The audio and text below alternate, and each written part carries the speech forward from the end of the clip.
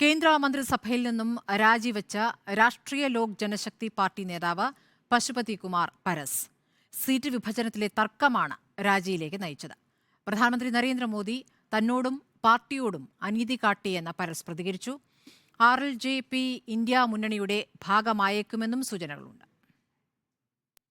ബീഹാറിൽ അനന്തരവൻ Chirag പസ്വാന്റെ LJPയുമായി BJP seat ധാരണയിലെത്തിയതിന് പിന്നാലെയാണ് പശുപതി പരസ് രാജിവെച്ചത്. തന്നോടും പാർട്ടിയോടും അനീതി കാണിച്ചുവെന്നാരോപിച്ചാണ് രാജി. 5 MPമാരുണ്ടായിട്ടും പരിഗണിച്ചില്ലെന്ന് പശുപതി പരസ് ആരോപിച്ചു. കഴിഞ്ഞ തെരഞ്ഞെടുപ്പിൽ പാർട്ടിക്ക് നൽകിയ 6 സീറ്റിലും വിജയിച്ചിരുന്നു. രാംവിലാസ് പസ്വാന്റെ മരണത്തിന് പിന്നാലെ പാർട്ടി പിളർന്നപ്പോൾ 5 MPമാരും പശുപതി പരസിനൊപ്പം നിൽക്കുകയും ചെയ്തു.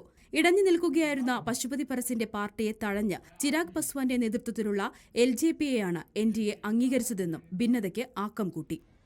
हमारे पार्टी के साथ और व्यक्तिगत रूप से हमारे साथ नाइंसाफी हुई, इसलिए मैं भारत सरकार के कैबिनेट मंत्री से मैं त्याग कर देता हूं. ബീഹാറിൽ BJP 17 സീറ്റിലും JDU 16 സീറ്റിലും ചിരാഗ് പസ്വാന്റെ LJP 5 സീറ്റിലും മത്സരിക്കാനാണ് ധാരണ.